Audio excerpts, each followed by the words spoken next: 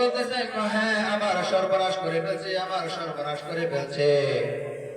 বলে তোমার কি সর্বনাশ করে? বলছে ওই মদিনার মধ্যে আমার কূপটাই সবচেয়ে বড়, এই কূপের ভিতরে কিছু করলে দ্বিতীয়বার তোলা আর সম্ভব হয় না। তোমার কূপের ভিতরে কি বলছে?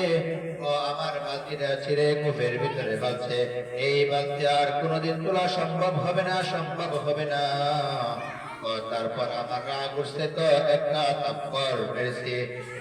আবু যর গিফারী রাদিয়াল্লাহু তাআলা, তোমার শরীর গরম হয়ে গেছে, ওনার শরীর আগুন হয়ে গেছে, রাগ উঠছে। এরপরে ইহুদির চুলের মধ্যে ধরে আবু যর গিফারী রাদিয়াল্লাহু তাআলা শেষরায় তাকে মাটিতে শুয়ে দিছে।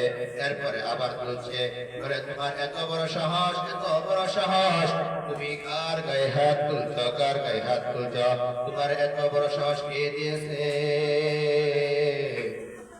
তুমি এই জামানার উমর কি ছিল? বলে হ্যাঁ তিনি। আমি উমরের কাছে আজকে আমি নালিশ রাখবো, তোমার তোমার নামে আমি আজকে নালিশ রাখবো। ইহুদি ভাই,